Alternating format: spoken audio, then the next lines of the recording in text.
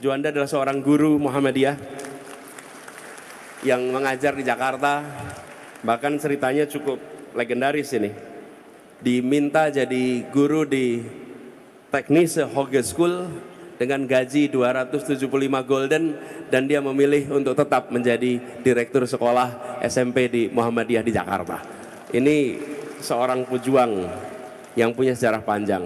Dia mengatakan deklarasi Juanda tahun 57 diperjuangkan sampai 82 baru kita satu tanah air. Nah, PR yang berikutnya, kita ingin ini menjadi visi kita. Sudah satu bangsa, satu negara, satu tanah air, satu negara kesatuan, satu yang kelima, kita harus menjadi sebuah satu kemakmuran di seluruh wilayah Indonesia. PR kita di situ. Bagaimana seluruh wilayah ini memiliki kesetaraan kemakmuran, kesetaraan kesempatan. Karena bila terjadi ketimpangan terus-menerus, maka resikonya adalah menjaga persatuan itu akan sangat sulit sekali. Sebagai contoh, saya berikan ilustrasi Bapak Ibu sekalian, betapa ketimpangan itu nyata. Pembangunan itu tentang manusia, bukan tentang infrastruktur, bukan tentang bangunan, tapi manusianya.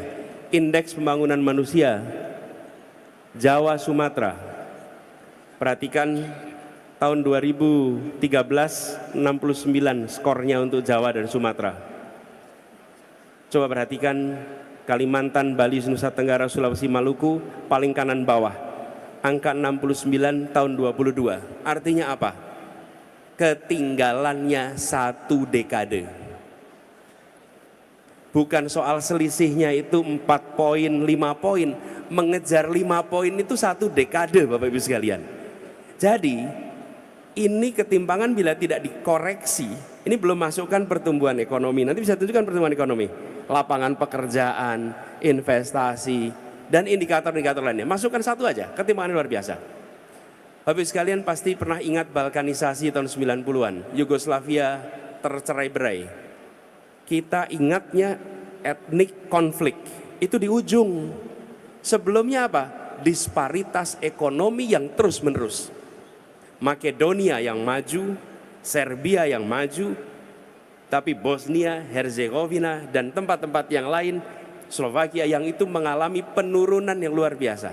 Ketimpangan itu terus-menerus. Dibiarkan, itu sama seperti mengeringkan hutan, seperti mengeringkan rumput. Cukup ada satu puntung rokok jatuh, maka rumput itu terbakar, maka hutan itu terbakar.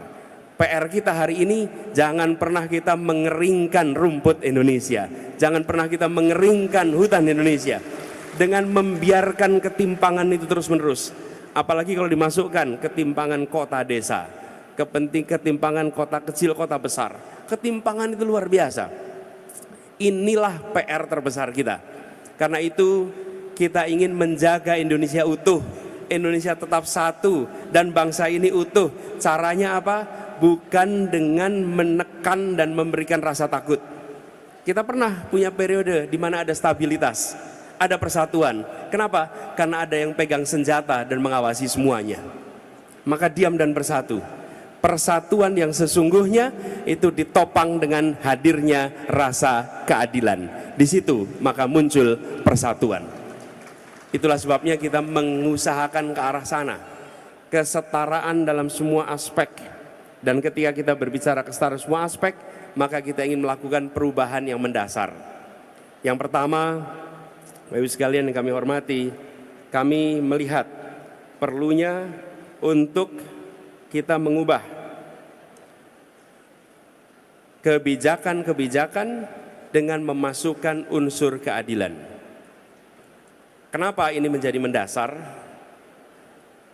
Sebagai contoh, bidang pendidikan, nanti akan kita bahas bersama. Apakah kebijakan untuk penerimaan siswa baru sudah mencerminkan rasa keadilan?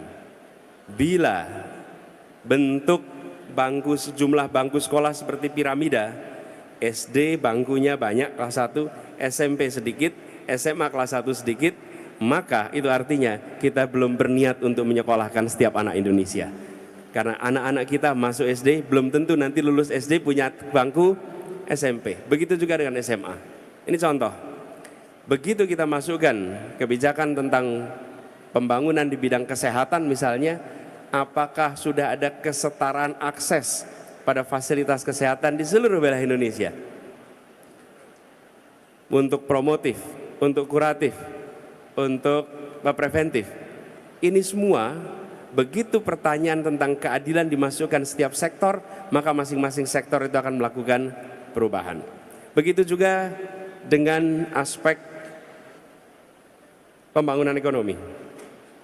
Pembangunan ekonomi kita banyak sekali berorientasi kepada pertumbuhan, bukan pada pemerataan.